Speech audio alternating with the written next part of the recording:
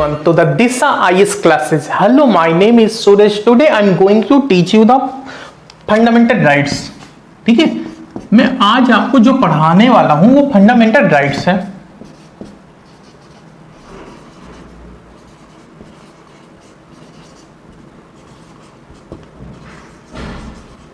ठीक है, जो फंडामेंटल राइट्स है ये बहुत ही ज्यादा हमारा इंपॉर्टेंट है. ठीक है, पॉलिटी में बहुत ही ज्यादा ये इंपॉर्टेंट है. इससे हर साल एवरी ईयर मैक्सिमम 2 क्वेश्चन आते हैं प्रीलिम्स में. ठीक है, इससे पूछे जाते हैं और इवन ये मेंस के लिए भी बहुत ही ज्यादा कंपलसरी, बहुत ही ज्यादा जरूरी है. ठीक है, तो इसमें कुछ चीज हम पढ़ रहे हैं. ठीक है, फंडामेंटल राइट होता क्या है. ठीक है, तो ये हमारा क्या करता है, ये ग्रो द पोटेंशियल ऑफ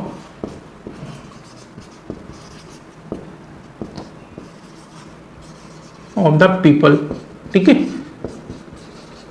जितने भी लोग हैं, ठीक है, जितने भी पीपल हैं इंडिया में, उनका क्या पोटेंशियल ये ग्रो करता है. मैं आगे चल के बताऊंगा कैसे. ठीक है, अभी आप यहां पर बस इतना समझिए. ठीक है, ये पोटेंशियल ग्रो करता है. ये जो हम यहां पर बता रहे हैं, ये छोटी छोटी जो पॉइंट हैं, ये हमारे प्रीलिम्स के लिए बहुत ही ज्यादा वेटेज है. ठीक है, और ये जो टॉप चैप्टर है, ये बहुत ही ज्यादा वेटेज वाला चैप्टर है, जिससे हर साल एवरी ईयर नियरली 2 क्वेश्चन आते हैं. ठीक है, आपको हम जैसे हमने बताया. ठीक है, जो मैं पॉइंट यहाँ पर बोल रहा हूँ वो आप नोट करते हुए चलिए. ठीक है, बहुत ही ज्यादा इंपॉर्टेंट है.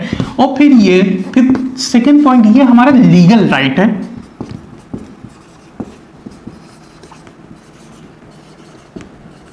ठीक है, अब इसका मतलब यहां पर ये समझिए, अगर किसी का फंडामेंटल राइट्स वॉयलेट हुआ, ठीक है, किसी का, ठीक है, तो वो डायरेक्ट जा सकता है कहां पर, सुप्रीम कोर्ट में जा सकता है. ठीक है, वो सुप्रीम कोर्ट में जा सकता है.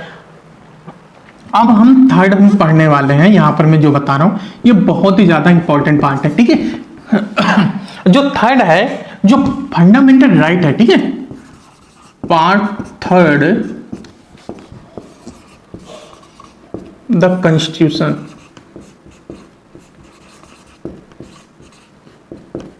Part third of the constitution mention है क्या, दैट इज फंडामेंटल राइट. ठीक है, पार्ट थर्ड में हमारा फंडामेंटल राइट्स गिवन है. ठीक है, ये आपको पता होना चाहिए 3 पॉइंट.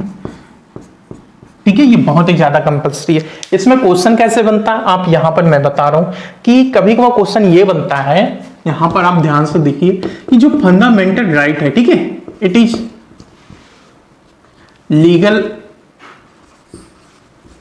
राइट और नॉट लीगल राइट.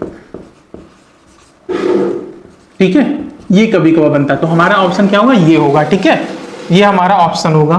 फिर हमारा इससे ये बनता है, थर्ड पॉइंट से ये बनता है कि जो हमारा फंडामेंटल राइट है, ठीक है, मेंशन किस में है, थर्ड में है, सेकंड में है, या फर्स्ट में है, या 6 में है. ठीक है, ये सारे के सारे दे सकता है. ठीक है, तो आपका क्या होगा, ऑप्शन थर्ड होगा. तो आप इसको क्लिक करना. ठीक है, इसी तरह यहां पर क्वेश्चन बनता है. ठीक है, पोटा. ठीक, अब यहां पर और भी ज्यादा हम देखने वाले हैं कि फंडामेंटल जो हमारा फंडामेंटल राइट है, इसके 6 पार्ट हैं. ठीक है, अब यहां पर हम डिस्कस करने वाले हैं. ठीक है, जो 6 पार्ट यहां पर कौन कौन से, ये हम देखने वाले हैं. ठीक है, तो यहां पर हमारा क्या है,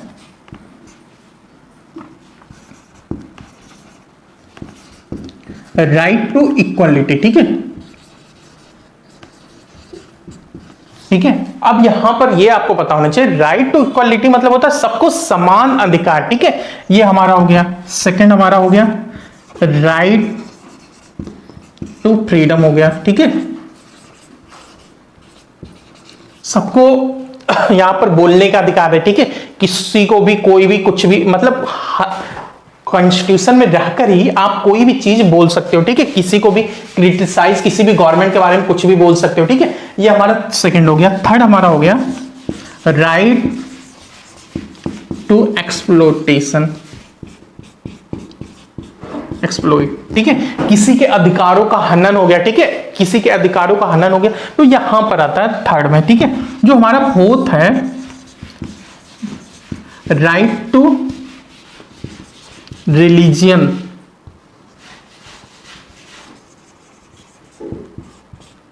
प्लस कल्चर. ठीक है, ये हमारा फोर्थ पार्ट, ये हमारा फोर्थ पार्ट हो गया रिलीजियन से,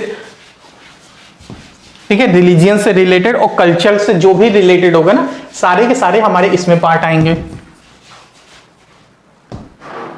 ठीक है, अब इसके बाद जो हम फिफ्थ पढ़ने वाले हैं, तो यहां पर जो हम बता रहे हैं आपको वो आप नोट करते हुए चलिएगा। ठीक है, फोर्थ पढ़ने वाले हैं। ठीक है, तो फोर्थ क्या है, राइट टू रिलीजियन,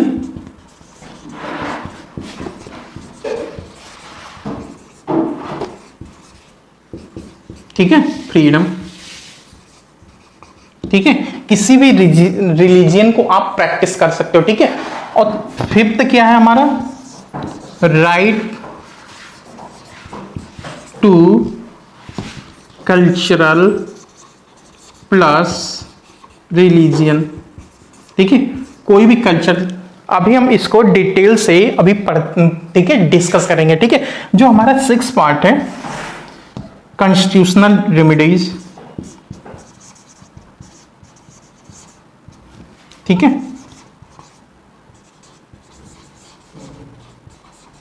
ठीक है, अब ये सारे अभी हम डिस्कस करेंगे एक वन बाय वन करके। ठीक है, जो हमारा राइट टू इक्वलिटी आता है, ठीक है, आर्टिकल 14 to 18। ठीक है, 18 से लेके, अनुच्छेद 18 से लेके 14 से लेके 14 से लेके 18 तक आता है। ठीक है, जो हमारा राइट टू फ्रीडम है, ठीक है, जितने भी आजादी से दिए गए हैं, ठीक है, 19 टू आर्टिकल 19 to 22। ठीक है, ठीक है, ठीक है, ठीक है। अब यहां पर ये आ गया जो हमारे मतलब यहां पर जो हमारे एक्सप्लॉयटेशन है। ठीक है, एक्सप्लॉयटेशन जो अधिकारों का हनन होता है। ठीक है, आर्टिकल 23 एंड 24। ठीक है, अनुच्छेद जिसको हम अनुच्छेद बोलते हैं 23, 24। ठीक है, ये हमारा यहां पर हो गया। फिर जो फ्रीडम्स, रिलीजियस फ्रीडम हो गया आर्टिकल 25 से लेके 28 तक। ठीक है, और जो हमारा कल्चरल प्लस रिलीजन हो गया ये 29 से लेके 13। ठीक है, ये हमारा कॉन्स्टिट्यूशनल रेमेडीज हो गया। ठीक है, अब यहां पर आपको कई बार ये क्वेश्चन पुटअप होता है कि जो हमारा इक्वलिटी राइट टू इक्वलिटी है, ठीक है, वो आर्टिकल 14 से 18 है, या ऐसे भी कभी कभी पूछ सकता है, क्वेश्चन पुटअप होता है कि राइट टू इक्वालिटी जो है इसका आर्टिकल कौन से होगा, 14 से लेके 18 तक है।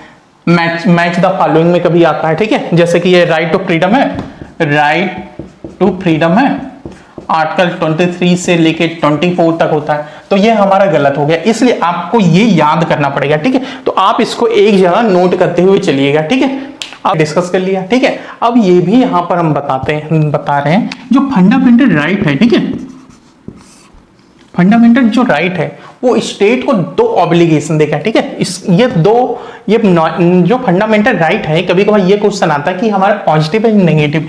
जो फंडामेंटल राइट है हमारा वो पॉजिटिव,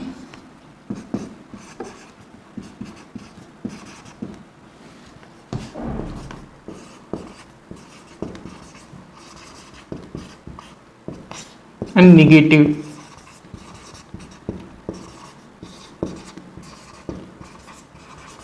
ठीक है, ये दोनों देता है। ठीक है, पॉजिटिव भी ऑब्लिगेशन देता है, नेगेटिव भी। ठीक है, अब पॉजिटिव कैसे देता है। ठीक है, तो पॉजिटिव का हमने पढ़ा है डीपीएसपी जब हम पढ़ेंगे नेक्स्ट क्लास में, तो directive principle of state policy. ठीक है, इसमें ये बताता है कि स्टेट जो हमारा है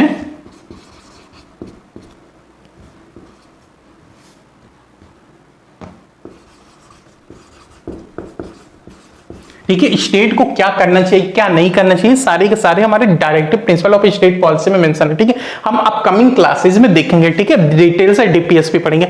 जो हमारा नेगेटिव ऑब्लिगेशन होता है, ठीक है, यहां पर ये बताता है कि जो हमारा स्टेट है कांट डिस्क्रिमिनेट।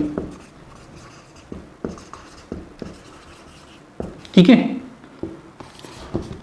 स्टेट जो हमारा है किसी भी पर्सन का राइट्स स्नैच नहीं कर सकता। सकता है, ठीक है। ये सारे के सारे होते हैं, इसमें ये बताता है कि स्टेट हमारा ये नहीं कर सकता, ये नहीं कर सकता, सारे के सारे जो नहीं कर सकते ना वो नेगेटिव है बताता है, ठीक है। अब ये हमारा इतना हो गया, ठीक है। अब हम और डिटेल से पढ़ने वाले, और अब आपको इतना पता चल गया, ठीक है। अब आप यहां पर और डिटेल से पढ़ने वाले, जो हमारा फंडामेंटल राइट्स है, ठीक है, वो हमारा दो तरीके का है, ठीक है, होता है। एक हमारा होता है कॉन्स्टिट्यूशनल,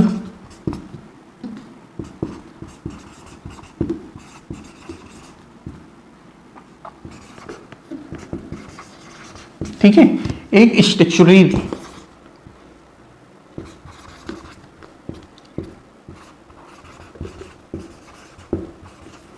ठीक है। ये दो चीज होता है, ठीक है, आपको पता हो अब होना चाहिए। जो हमारा कॉन्स्टिट्यूशनल राइट होता है वो मेड बाय कॉन्स्टिट्यूशन, जो कॉन्स्टिट्यूशन से बना है, ठीक है। जो हमारे यहां पर स्टैट्यूटरी राइट होता है law pass by the parliament, जो पार्लियामेंट लॉ पास करता है, ठीक है।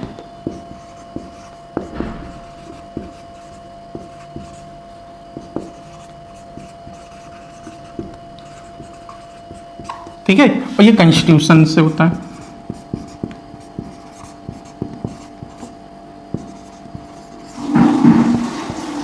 ठीक है, अब ये हो गया।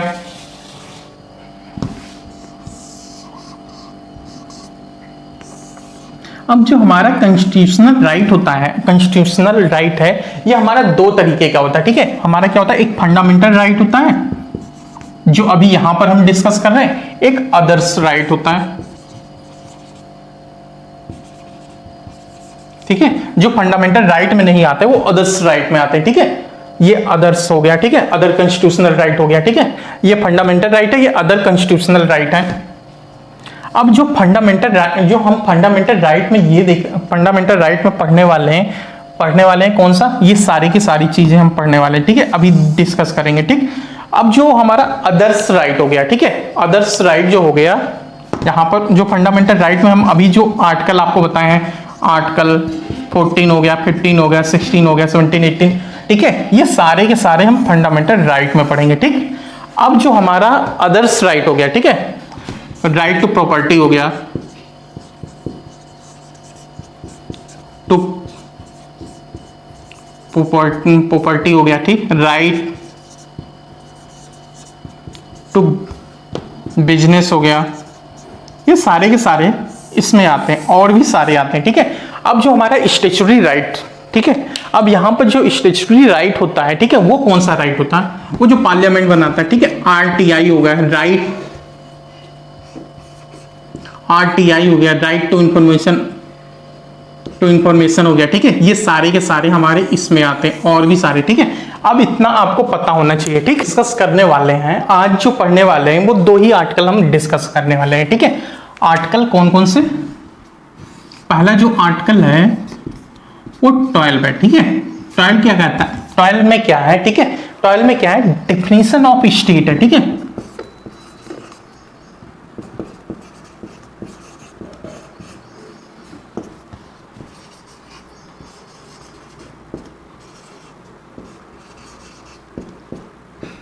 ठीक है, 12 में क्या है, डेफिनेशन ऑफ स्टेट है, बस आपको इतना ही पता होना चाहिए, ज्यादा इंपॉर्टेंट नहीं।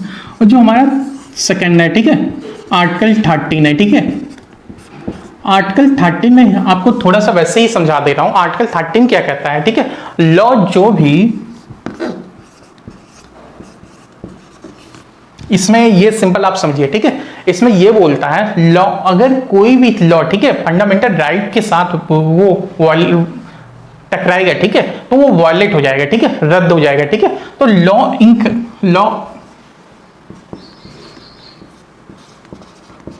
इनकंसिस्टेंट, यहां पर देखिएगा, लॉ इनकंसिस्टेंट विथ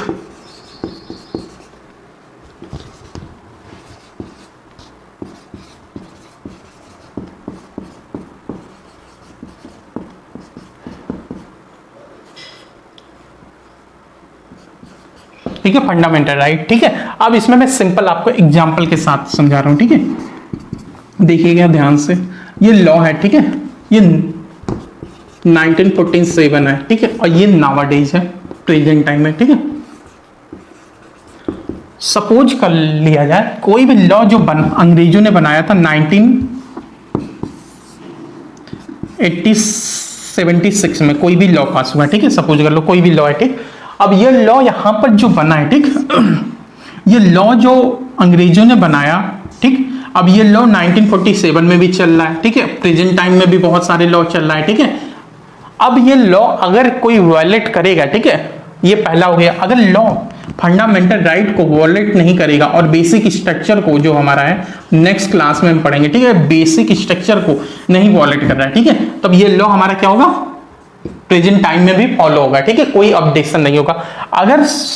अगर कोई लॉ, पहला तो ये ए पॉइंट है, ठीक है, बी पॉइंट में क्या कह रहा है, अगर कोई लॉ 1876 में बना है, ठीक है, अब वो आफ्टर इंडिपेंडेंस, ठीक है, आजादी के बाद, ठीक है, वो लॉ चल रहा है। प्रेजेंट टाइम में अगर गवर्नमेंट को ये लगा कि जो लॉ है वो पर्सन के आइडेंटिटी को हैम्पर कर रहा है, ठीक है, किसी भी एक कम्युनिटी को हैम्पर करता है, ठीक है, तब वो लॉ जो होगा, ठीक है, फंडामेंटल राइट के साथ देखा जाएगा और बेसिक स्ट्रक्चर के साथ। अगर वो उससे कॉन्फ्लिक्ट किया तो हमारा नल एंड वॉइड हो जाएगा।